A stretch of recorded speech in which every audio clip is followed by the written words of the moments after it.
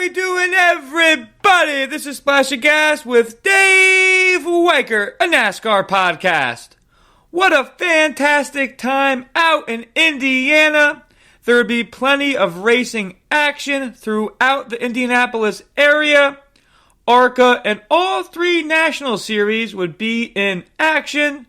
ARCA and Truck Series would be at the short track of Indianapolis Raceway Park on Friday. Storylines going into IRP, first with ARCA. After his dominance in Dover, can Butterbean Queen nab his 5th win of the year? Or can Brent Crews or Isabella Robusto make it happen? Truck Series. Including IRP, there are 3 races remaining in the regular season. Drivers on the bubble are going to have to turn it up. Last year's champ, Ty Majeski, is winless still this year, but has won the last 2 years at IRP. Who will come out on top? Moving to the Brickyard, Xfinity and Cup would be in action at the famed Indianapolis Motor Speedway. Xfinity, can phenom Connor Zilisch keep his momentum going after winning in Pocono and last weekend in Dover? Cup Series will have the Brickyard 400 on Sunday. Drivers will be ready to battle for a chance to kiss the bricks. Also, who will win the bracket challenge as the championship round takes place between Ty Dillon and Ty Gibbs? They will be ready to battle for $1 million. Yellow flag, green flag, Fast Davies bets, discussions with Dave, interview with Cup Series driver John Hunter Nemechek, predictions for Iowa, and so much more on this episode of Splash of Gas. As always, we're sponsored by Magical Travel with Dave, aka Disney Dave Weichert, my father. He will be able to help you with all your Disney and Universal vacation needs. He can be reached at DisneyDaveW@Verizon.net. Please make sure you follow all the Splash of Gas social medias for midweek and on-track updates. Instagram, Facebook, and YouTube are all Splash of Gas with Dave Weichert. Now for the ARCA race recap.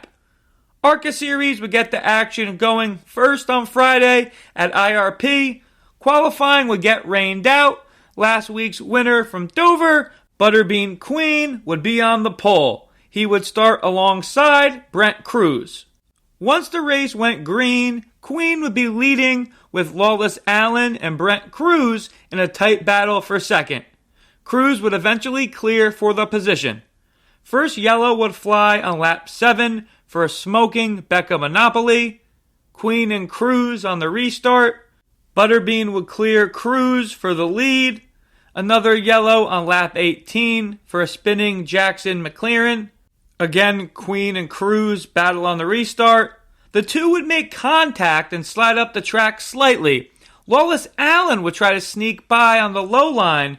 Queen is able to still lead while Alan and Crews are side by side, duking it out for second. Crews eventually clears. The top 3 would be Queen, Crews, and Lawless Alan. A wreck involving the 10, 12, and 34 cars would bring out the yellow again on lap 51. Queen and Crews once again, and Queen in the 28 is still up front. After the planned pit stop about halfway through the race, another restart would be won by Queen, Crews in second, and LeVar Scott getting a good jump, making his way to third. 58 to go, Crews and Queen battle side by side, making contact. A lap later, Crews would get past Queen on the inside and lead for the first time. A hard hit by the 69 car would bring out the yellow again, and Crews and Queen restart.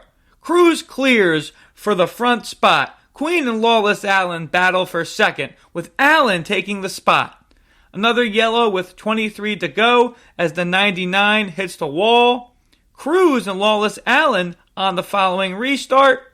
Isabella Robusto is able to secure the third spot behind Alan. With no more yellows, Crews is able to pull away and get the win. Top 3 ends up being Crews, Alan, and Queen. Congratulations to Brent and that entire Joe Gibbs ARCA team on getting the win at IRP. Now for trivia question time. This week's question is, who won back-to-back Brickyard 400s in 2019 and 2020? Answer coming at the end. Now for the Truck Series recap. Truck Series will follow right after ARCA on Friday. They would have their qualifying rained out.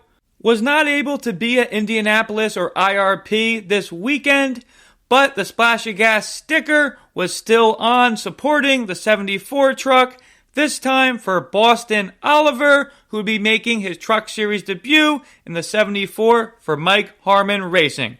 Boston would start 34th. Corey Heim and Ty Majeski start on the front row. Once the race goes green, Heim gets the jump. Chandler Smith, who started third, moves into second behind Heim. Ty Majeski to third. Several laps in, after starting 11th, Lane Riggs is up to third.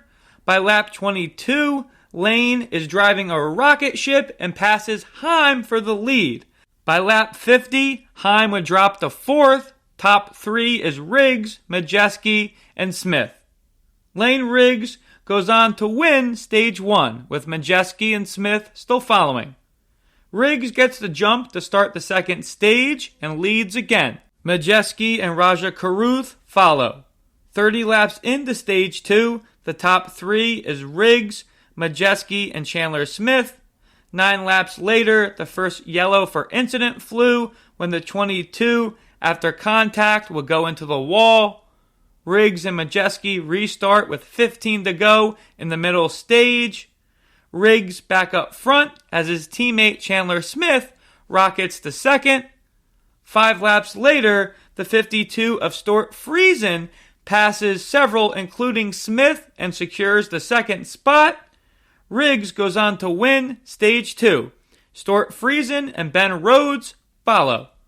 After being fastest out of the pits, Stuart Friesen and Grant Infinger start the final stage up front. What would happen? Friesen gets the jump and leads. Ben Rhodes up to second. After restarting 8th, Stage 1 and Stage 2 winner Lane Riggs is up to third. With Ben Rhodes in his sights, lap later, he would clear Rhodes for second. 57 to go. Friesen still leads. Laps later, the two would be side by side, battling for the lead. Eventually, Riggs would clear him, powering through on the outside lane. 20 laps to go. Riggs would have over a second and a half lead on Friesen. Corey Day, moving up on the long run, would work his way to third. 12 to go. Day would clear Stuart Friesen and take control of the P2 spot. The rest of the race stays green and is won by Lane Riggs. Corey Day and Stuart Friesen follow. Post-race inspection isn't good for Friesen, though, who is ruled to be too low on the front end. And the result of that, he is scored in the 35th position, dead last. Corey Heim now finishes third. Splash of Gas sponsored driver Boston Oliver finishes 33rd in his Truck Series debut. Now for the Xfinity recap. Xfinity Series would get the action going from Indianapolis Motor Speedway on Saturday. They would be able to get their qualifying in. Sam Mayer would win the pole. Him and Nick Sanchez would make up the front row. Mayer would get the jump and lead early, followed by Sanchez. Yellow would fly 3 laps in as Harrison Burton spins off turn 2. Mayer and Sanchez on the following restart. Mayer again to the lead. Sheldon Creed would get past Sanchez for second. By lap 14, last week's winner and young phenom Connor Zilisch would clear Sanchez for third, and 3 laps later he would take over the second spot from Creed. But Connor would have to look out. On lap 24, his teammate Justin Allgaier would be strong as well and get past him for second. Could Allgaier catch Sam Mayer? No, he couldn't. Mayer holds Allgaier off and wins the first stage. Almirola and Allgaier restart on the front row. Allgaier would clear. Zilisch, starting on the second row, would get past Almirola as he goes to third. 10 laps to go in the second stage. Kyle Larson would be up to third. 8 to go. Zilisch would get underneath Allgaier and lead again. The veteran Allgaier is able to reel Connor in, leading to an awesome finish for stage 2. Justin Allgaier edges out Connor Zilisch and wins stage 2.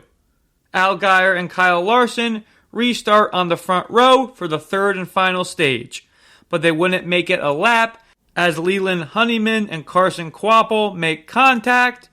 Again, Larson and Allgaier would battle on the restart, with Justin getting the jump and the lead. With 19 to go, the yellow would fly due to rain, but it wouldn't last long and they restart on lap 87. Exiting turn 2, the leaders make contact.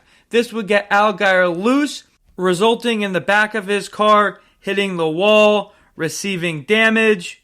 Connor Zilisch is able to sneak by and lead yet again. Taylor Gray is up to second. 9 laps to go in the race while battling for the fourth spot.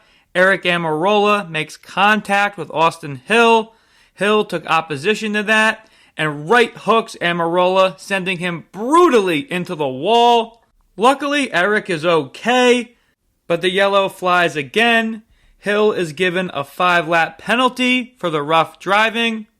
Under the yellow, the red would fly once again for weather, but they would restart 12 minutes later. 4 laps to go. Zilisch and Taylor Gray restart. Gray gets a solid push and clears for the lead. 2 to go. The pair battle side by side. 1 to go. Zilisch gets a push from Sam Mayer, and they both pass Gray, putting him to third. No one would be able to catch Connor Zilisch as he goes on to kiss the bricks in Indy. This also gives Junior Motorsports their 100th Xfinity level win as a team. Congratulations to both. Now for the Cup Series recap for the Brickyard 400. Cup Series would be locked and loaded in Indianapolis. After qualifying, Chase Briscoe, Indiana native, would be the fastest and win the pole. Him and Bubba Wallace would be on the front row as they go green. Briscoe would get the jump and lead. Wallace and Tyler Reddick follow. Laps later, Reddick gets past Wallace for second. 18 laps in, the first yellow of the race would fly when Ross Chastain would hit the wall hard. During the yellow, most would pit. Team Penske cars of Austin Cindric and Joey Logano stay out and restart up front. Cindric clears out of turn 2 and leads. Logano and Briscoe follow. 10 to go in the first stage. Cindric has over a 3-second lead on Logano, but would the two have enough gas? They would not. 9 to go in the stage. Logano pits. Briscoe goes to second. Cindric still leads, but a lap later he would pit as well. Chase Briscoe to the lead, followed by Wallace. Briscoe goes on to win the first stage, followed by Bubba Wallace and William Byron, making up the top 3. Some would pit during the stage break, some would stay out. Alex Bowman and Ryan Preece up front, followed by Justin Haley and Austin Cindric on the second row. Preece gets the jump and leads. A stack up on the restart at the back of the pack would see Ty Dillon get damage on his nose. Would that affect the championship round of the bracket challenge? 15 to go in the second stage. Ryan Preece pits from the lead. Alex Bowman leads, followed by Justin Haley. A lap later, both leaders of Bowman and Haley pit.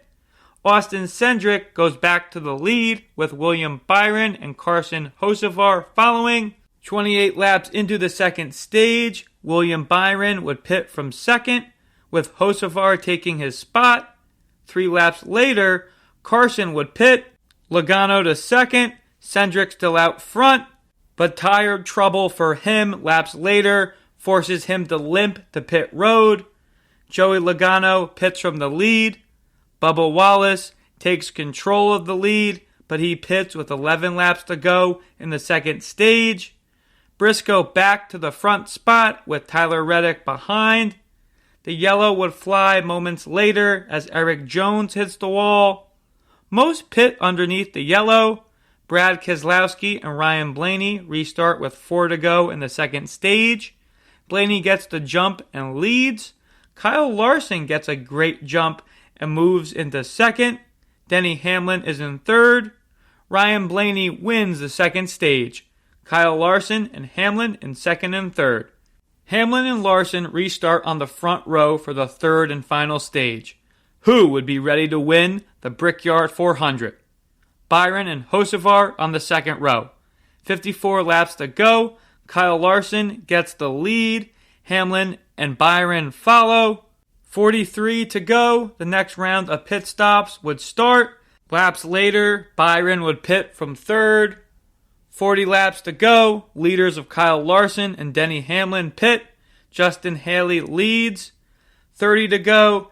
Indiana native Justin Haley leads with Brad Keselowski following in second. Joey Logano in sixth would be the first on fresher tires and new fuel. But laps later, he has a tire go down, but is able to get the pit road as the race stays green. Haley still leads with 25 to go. Keselowski and Blaney follow. 2 laps later, leaders of Justin Haley and Keselowski pit. Blaney would take the lead, but with 17 to go, have to pit himself, handing the lead over to Bubba Wallace. 2 laps later, Kyle Larson gets past Tyler Reddick for second. Could he catch Bubba? With 6 laps to go, the yellow would fly for weather with rain in the area. Wallace leads. Would the race go back green? Yes, it would, going into a 2-lap overtime shootout, but they wouldn't even make it a lap. Wallace and Larson start up front. Christopher Bell and Zane Smith in the middle of the pack make contact and go spinning, collecting Tyler Reddick and Joey Logano. Bubba Wallace and Kyle Larson on the restart for the second overtime. Many would say they were low on fuel. Who would be able to make it? Bubba gets the jump on Larson and leads. Larson would be able to make a pass on Bubba. Bubba Wallace is your 2025 Brickyard 400 champ and locks himself into the playoffs. With damage early, Ty Dillon would have an uphill battle. Ty Gibbs goes on to finish ahead of him and wins the in-season challenge. Nonetheless, congratulations to Bubba Wallace on the big win at the Brickyard. Quick look back at the predictions we made.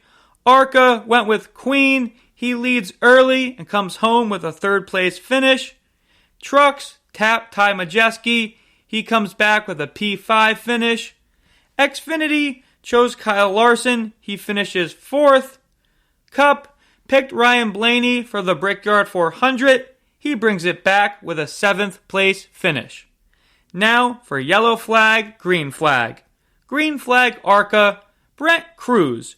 After a hard, fiery crash in Dover, Crews is able to take over the lead from Queen in the second half of the race and grab the win. Yellow flag Trucks. He still walks out with an 11th place finish, but with the playoffs closely approaching, 2-time champ Ben Rhodes needs to turn it up if he wants to make them. Thought he let a top 3 night slip away. Green flag Trucks, Corey Day. He has his best career Truck Series finish, bringing it home second. Yellow flag Xfinity, Austin Hill lets a little contact from Amarola boil him over. He right hooks Amarola, sending him hard into the wall. More to come on this on discussions with Dave. Hill does receive a 5-lap penalty in the race for the move. Green flag Xfinity, not the win he needs as he's on the playoff bubble, but with a top 5 finish in Indy, can Ryan Sieg keep the momentum going? Yellow flag, Cup. Tough day in the end for Joey Logano. He comes out of Indy with a 32nd place finish. Green flag, Cup. Gotta give it to Bubba. He was on the bubble going into Indy, needed a solid performance, and he does one better, locking himself into the playoffs with the win. Now our interview with Cup Series driver John Hunter Nemechek. Here's what John Hunter had to say.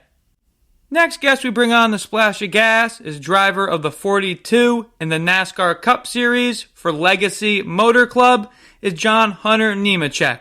Thank you for joining, John Hunter. Yeah, thanks for having me. Yeah, of course. Before we get into this year's action, I've been wanting to ask this question for some time. You were full-time in the Cup Series in 2020 with Front Row. Then you team up with KBM, racking up 7 wins in the Truck Series from 21 to 22. Then going on a rip in Xfinity, getting 7 wins in 2003 with Gibbs. How were you able to navigate the ups and downs of racing on your way back to the Cup Series, being there with Legacy since 2024? Yeah, the biggest thing for me was just taking a bet on myself. I knew that I had the talent and determination to win. I want to win in the Cup Series and be able to contend for championships in the NASCAR Cup Series, and being able to kind of take a step back, reset, show that I can win races and try and better myself and better my career and where I was at team-wise, and aligning myself with Toyota TRD, then kind of bringing me back home per se from me starting my career with them, and really ultimately just showing what we could do with great equipment, and being able to go out there and win races has been huge for me. I think with Legacy Motor Club, we've been on the upswing for sure. A lot of improvements over the last 6 weeks, or 6 months, I should say, 6 to 8 months, and it's only going to continue to get better from there. Thank you for the detail. How do you believe the Truck and Xfinity Series prepared you to compete at the top level in the Cup Series? Oh man, experience, reps, being able to go and run a bunch of laps and race other guys and put yourself in different situations, and ultimately just getting more experience, but bettering yourself, building confidence by winning races and things of that sort.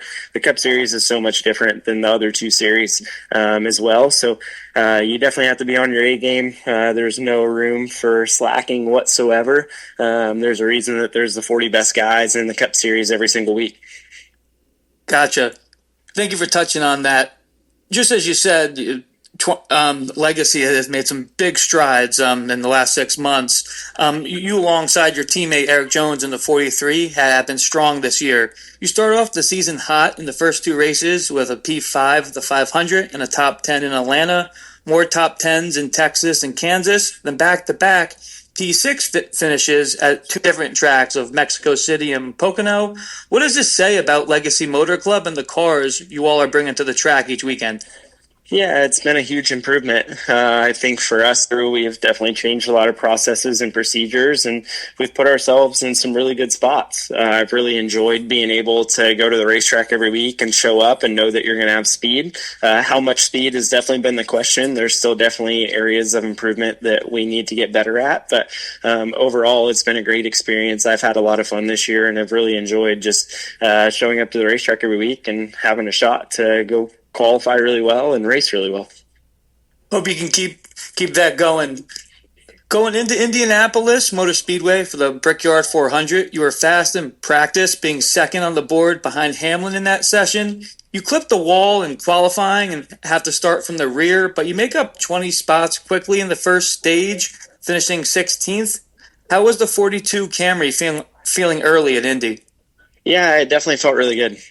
We made the most of our day. Starting back there is definitely tough. It's not an easy task, that is for sure.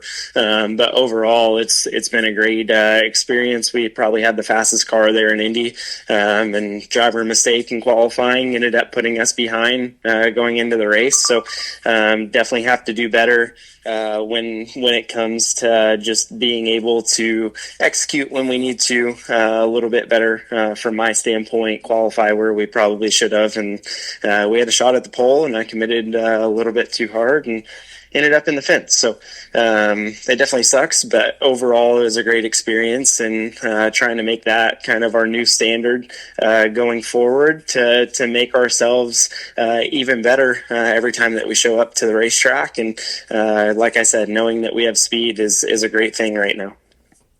10-4. Appreciate the honesty about the qualifying. You're 12th at the end of the second stage. We saw the carnage at the end of the race leading to the double overtimes. You're able to navigate those wrecks and come out with a 12th place finish. How would you say your day went? I felt like it was overall a really solid day for us. I mean, we executed well.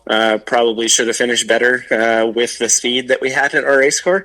But overall, we can't dwell on that. There was a lot of positives to take away from the whole weekend in general. And I definitely enjoyed being in the race car. It's frustrating not being able to pass at times and kind of getting stuck track position wise. But it was nice to see the 43 run up front most of the day. And same thing with us. Our cars had speed, and that's one of the hardest things to do now with this next gen car, is to find that speed and be competitive every single weekend. Thank you for going over Indy. Grown up in a racing family and share that with many at Legacy, how's it been working with Jimmy Johnson and Richard Petty? Man, it's been awesome. Being able to work with Jimmy has been great. Richard, as brand ambassador, has been great as well. But having 2 7-time champions in your corner, especially Jimmy, who's been more present in this modern day car and kind of modern era, has been really good for us. Jimmy has been a great friend, a great mentor, and a great advisor, great boss, kind of everything under the sun. So I've really enjoyed being able to work with him on a weekly basis, and overall just continue that friendship and continue to grow closer with him and within the team. And it's been nice to kind of build Legacy Motor Club from the ground up, pretty much, is where we're at. And it's been fun. The whole culture has changed in the shop over the last 6 months, and I've really enjoyed being a part of that. I really enjoyed being a part of being a team leader and helping all the guys buy into the direction that we want this whole organization to head into. And it's definitely shown when it comes to speed on the racetrack as well. A lot of experience to lean on. Appreciate you touching on that. You made a far run in the bracket tournament, making it to the Final Four against Ty Dillon and Dover. When this started, was unsure how it was going to affect the racing. As a fan, I thought it was made for great on-track action and even a little smack talk. As a driver, how were the 4 races that you were involved, and how is the week leading to your matchup with teammate Eric Jones in the 3rd round? Yeah, it's been great. I think for us, I think when you come down to it, right, you look at different personalities and things that have kind of come to the forefront that you probably wouldn't have seen if we were just racing on a weekly basis. And it gave us something to race for. If you didn't have a shot at the win, you knew that you had to beat the other guys that you were racing to a bracket challenge. So I thought it was a great fan perspective. I thought it was great from the driver perspective, and overall really fun, really solid. Yeah. Hope they continue that for next season as well. Turning to Iowa, this coming weekend, a track you've had success at before with 2 top 10s and 2 top 5s and 1 top career there on the Xfinity side. Do you feel like you have momentum going into Iowa? What are your goals and expectations for the weekend? Yeah, for sure. Hopefully we can take the speed that we learned about in Indy and apply it to Iowa. Our short track package has kind of been some of our Achilles heel over the last year and a half at Legacy Motor Club. So definitely still working, trying to find the direction and balance that we need to go to get our cars even faster. But it's been a work in progress. So I'm excited for Iowa. It's not your typical short track with the corners just being repaved. There's a new tire this weekend as well. So a lot of different variables that are going to get thrown into play. So hopefully we did our homework in the right ways and we show up and unload with a lot of speed and have a really solid run this weekend. Awesome. Thank you for touching on that and the honesty of the package. Final question, with 4 races to go in the regular season, you currently sit 20th in the standings. You were at the beginning of the conversation, you were talking about being close to getting your first win at the Cup Series. How confident do you feel like you're going to get that this year or soon? Yeah, I definitely feel like it's coming. We've definitely been faster. We need to continue to get faster, right? But overall, it really has been solid. So I'm excited to see what we can do here as we continue to move forward. I think for us, it's been a great experience for me. But I definitely feel like that first win in the Cup Series is coming. We just got to continue to execute the way that we know how and continue to build fast race cars. And I would say now we're probably closer than we ever have been. Awesome. Thanks so much for your time, John Hunter. Best of luck this weekend. Hope to talk to you before the end of the season, and we'll be watching this weekend. Awesome. I appreciate it. Thank you. Thank you. Have a good one, man. Bye. See ya. Always great to talk to current Cup Series drivers. Thought the conversation with John Hunter was great. Now to discussions with Dave. Bracket Challenge Finals. As discussed, it was the Ty and Ty show in the Bracket Challenge Face-Off Finals for $1 million between Ty Gibbs and Ty Dillon.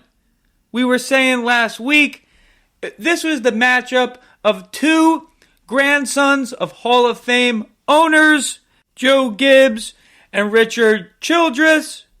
In the end, it wasn't the head-to-head, nail-biting matchup coming down to the last couple laps as we hoped for. Unfortunately for Ty Dillon, as mentioned in the recap, he gets front-end damage on his nose early and just can't overcome it. Ty Gibbs goes on to win the bracket challenge and gets $1 million. Before this tournament started, I was really unsure about it. It just got better week by week, I thought.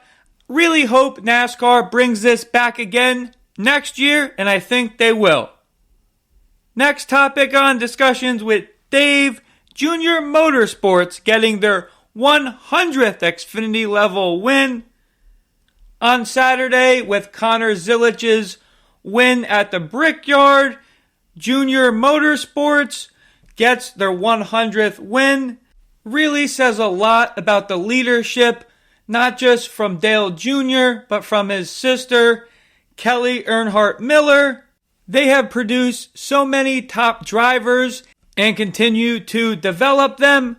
What is next for Junior Motorsports? Another championship this year. With the way Allgaier and Zilisch are going, wouldn't be out of the picture at all. Probably the favorites right now. Next topic on discussions with Dave, Hill versus Almirola was announced this week after Austin Hill's right hook of Eric Almirola. NASCAR suspends Austin Hill one race for intentionally wrecking Eric Almirola in last weekend's Xfinity race at Indianapolis Motor Speedway. Hill will not compete in Saturday's race at Iowa. Richard Childress Racing stated it will not appeal Hill's penalty. Austin Dillon will drive the car in the Xfinity race in Iowa on Saturday. Says a lot with Richard Childress saying they're not going to appeal the penalty. We saw Richard Childress hold the appeal flag right away when Austin Dillon was caught up in that drama last year at Richmond with the late wrecks. Nonetheless, this is going to be very interesting to see how this affects Hill's playoff eligibility. A playoff waiver has been requested for Hill to maintain that. But with this suspension, he will lose all of his playoff points he's earned. And any playoff points he scores in the final 5 regular season races, he won't be able to bring those into the playoffs. Some people might say it was a push or a move gone wrong. He wrecked Almirola, and now Austin Hill has to pay a huge price. This really might affect the run he's going to make in this year's playoffs.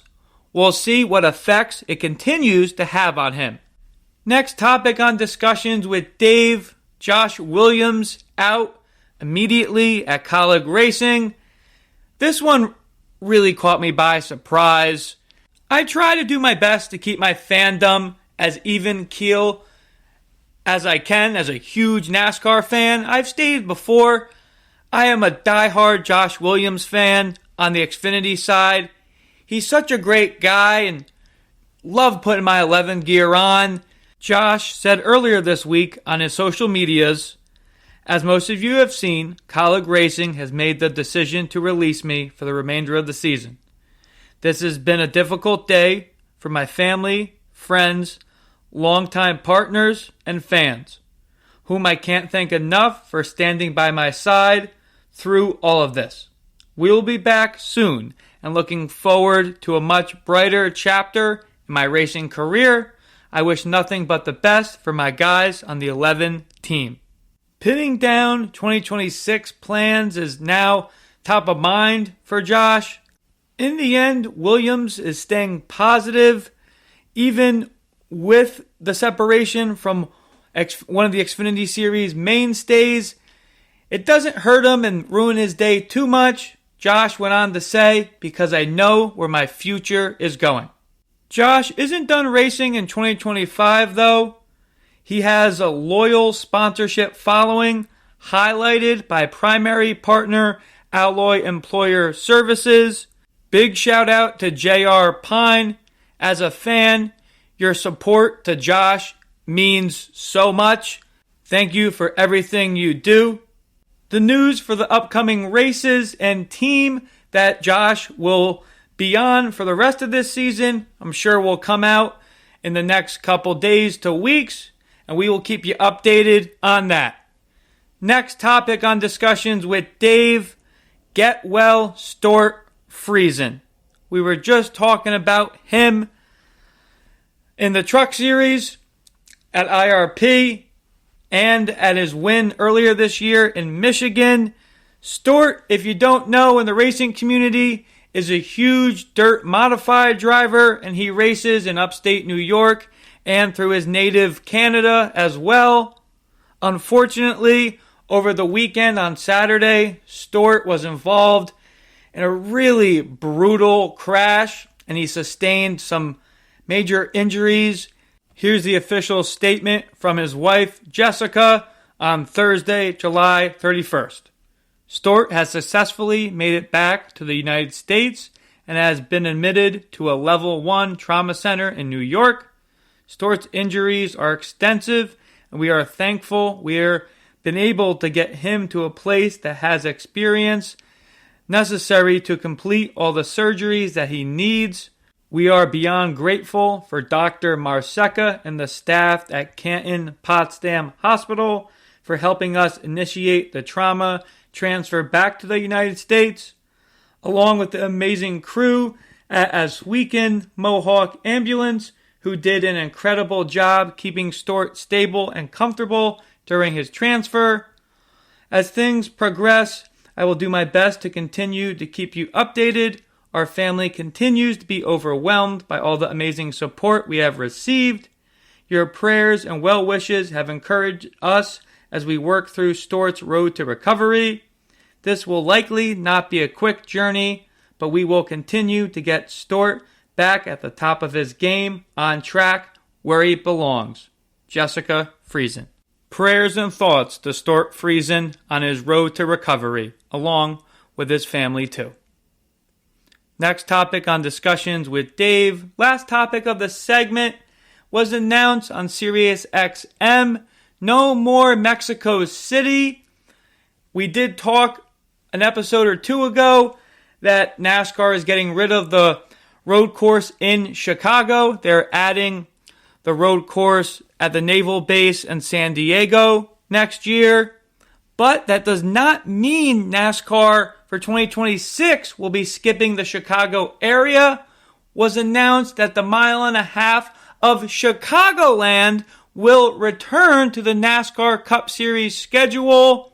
When NASCAR 3 years ago added the Chicago Street Course to the calendar, they did kick out Chicagoland, and that was 1.5 miles that was just so much fun and entertaining as a fan to watch. Drivers have been saying when this was announced, they're excited to go back to Chicagoland.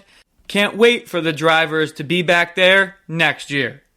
That wraps up this week's edition of Discussions with Dave. Now for Truck Series playoff picture. As mentioned, after IRP, there are just 2 regular season races remaining for the Truck Series. Right now, the standings are Corey Heim, Chandler Smith, Lane Riggs, Daniel Hemrick, Tyler Ankrum, Raja Karuth, Stort Friesen, all locked in on wins. Drivers on points: Grant Enfinger plus 89, Caden Honeycutt plus 73. In the 10th spot, plus 61 is Ty Majeski. On the outside looking in the 11th spot, Jake Garcia minus 61, Ben Rhodes minus 77, Gio Ruggiero minus 99. With Majeski having that big of a gap over Jake Garcia for that last playoff spot, with 2 races remaining, yes, you could totally plus or minus 60 points between 2 races. It's just going to be difficult. It's not going to be easy, and do think Ty Majeski is going to get that last spot. Unfortunately, with the injury to Stort Friesen, that does bring the question is, what's going to happen with his spot, which Stort won in Michigan, so he does lock himself in, but it looks like he is going to be out for the season with those injuries he sustained in that crash in Canada on Saturday. So that's really going to be a question of mine and many others. Is that going to open the door for Jake Garcia, Ben Rhodes to get that 10th spot? Who knows? I'm sure NASCAR will have a ruling on that or an explanation to what they're going to do. In all honesty, I if it was up to me, I really hope they let the 52 team keep that playoff spot.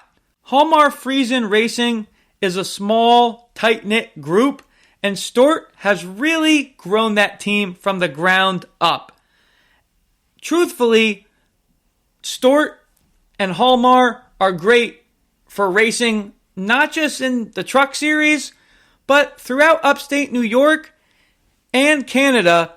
Those dirt modifieds that he races bring a lot of fans and keep the grassroots and local racing going up there. It would be a shame if NASCAR took that playoff spot that they earned away from them just because the driver gets hurt. Hopefully they can find a replacement for that. We will continue to monitor that. Now for the Cup playoff picture, Bubba Wallace's win and impact it has. Going into this race, we were talking last week, Bubba Wallace was sitting in the 16th and final playoff spot, just 16 points ahead of Ryan Preece. But now, with the win at the Brickyard 400, Wallace locks himself into the playoffs and puts himself into 9th in the playoff standings. After Indy, there has been 13 different Cup Series drivers to win a race this year, meaning there is only 3 spots remaining on points. At the moment, Tyler Reddick is plus 138, Alex Bowman in the 15th spot is plus 63, and Chris Buescher holds the final 16th spot at the moment, plus 42. Outside looking in, 17th, Ryan Preece is minus 42, minus 81 is Kyle Busch, and minus 95 is Ty Gibbs. As the regular season comes to a close in a few races in Daytona, who will come out top and who will miss the playoffs? Now for NASCAR history time. Iowa, 2007, Logano's Welcome. The 2007 event was combined between Camping World East and West Series. It brought together talent from both sides of the country for what quickly became one of the biggest races on either calendar. A whopping 53 cars showed up trying to squeeze into a 42-car field, and the lineup was stacked. headlined by no other than Cup Series star and former West Series champ Kevin Harvick, but the night turned into a coming-out party for a young Joey Logano. Just 16 years old at the time, and only 4 days away from his 17th birthday, Logano went toe-to-toe with Harvick over the last 50 laps. Trading the lead multiple times, he finally took control on the last restart with 7 laps to go and never looked back. That win was his second of what would be 5 of the year for him, setting him up for a dominant run to the East Series title. The field was loaded with future talent too. Jeffrey Earnhardt and Trevor Bayne were both entered, though Bayne didn't make the show in the ultra-competitive qualifying session. 2011. Wild finish between Stenhouse and Edwards. Iowa Speedway played a huge role in Ricky Stenhouse Jr.'s rise throughout the NASCAR ranks. It's where he scored his very first Xfinity Series win in 2011, and it turned into his personal playground during his championship run, winning there 3 straight times at the track across 2 seasons. But the one that really stands out was the wild finish in August in 2011. Arguably one of the most unforgettable endings in series history. Stenhouse was coming off turn 4, heading for the checkered flag when his engine let go. Smoke and oil started pouring out as he lost power, slowing down right in front of his Roush Fenway teammate, Carl Edwards. It looked like Edwards was going to steal the win, but he couldn't see through the smoke. Instead of passing him, he slammed into the back of Stenhouse and ended pushing him across the finish line. Both cars crashed, but the win was still given to Stenhouse Jr.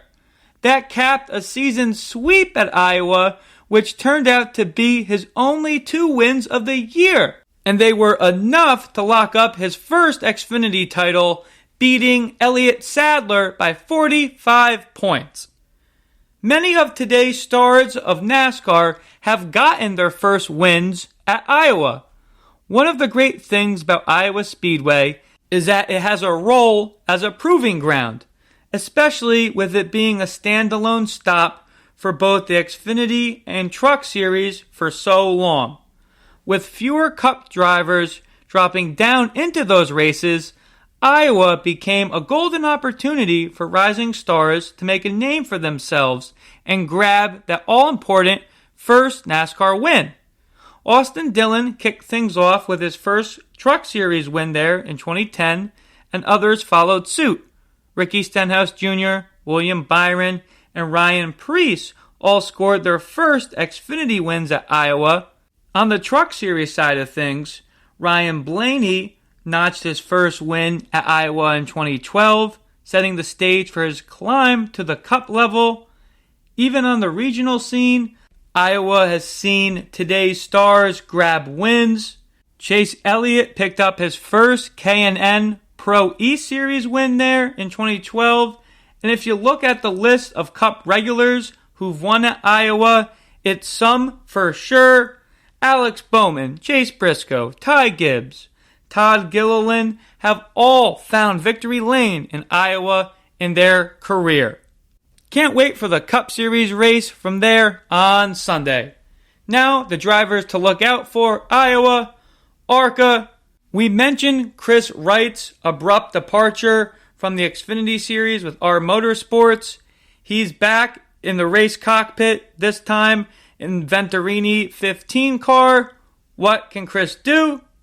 Brent Crews, last week's winner, will be back in the Joe Gibbs 18 car. Of course, he will be a favorite. Brendan Butterbean Queen, can he nab his 5th win? We'll see. Isabella Robusto was strong, getting a top 5 last weekend. Can she continue her momentum from IRP? Sam Corey will be driving the 70 for Nitro Motorsports. This car has been a rocket ship in the ARCA level. What can Sam do at Iowa? Now, the drivers to look out for: Iowa Xfinity, 3 full-time Cup drivers will be in action: Ross Chastain, Carson Hocevar, and Austin Dillon, who in Iowa in 2010 won at the truck level. Now for the kid we've all been talking about, and he's taken the Xfinity Series by storm. Can Connor Zilisch keep it going in Iowa? Justin Allgaier had a tough ending at Indy. Expect him to turn it around. Justin Bonsignor will be back in the Joe Gibbs 19 car. Part-time Xfinity driver and modified ace. Had a short end to his day in Pocono. Can he be up front? Nick Sanchez and Big Machine Racing have been bringing rocket ships to the track recently. Can they find their way up front in Iowa? Now, drivers to look out for: Cup Series in Iowa. Even though Cup Series is making their second ever visit to Iowa, ARCA, Trucks, and Xfinity have been heading there since 2007, and there is a lot of current stars who have scored wins there. Here's who to look out for on Sunday. We start with last year's winner, Ryan Blaney, who won the first Cup Series race in the cornfields, but he also won at the truck and Xfinity level at Iowa. 3-time winner this year, Christopher Bell, has Xfinity wins in 18 and 19. He should be a contender.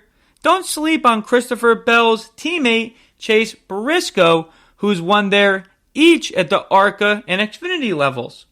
Driver on the playoff bubble needing a splash is Chris Buescher. He's won in the Xfinity level at Iowa in 2015. Can he punch his ticket to the Cup playoffs? William Byron finished second last year. He has a truck and Xfinity win each. Should be a favorite as well. Now for Fast AV's bets. Xfinity, top 3 for Justin Bonsignor is plus 1100. Don't sleep on that if you're feeling lucky. Also, Nick Sanchez is at those same odds too, top 3 for 1100. Think that's solid as well.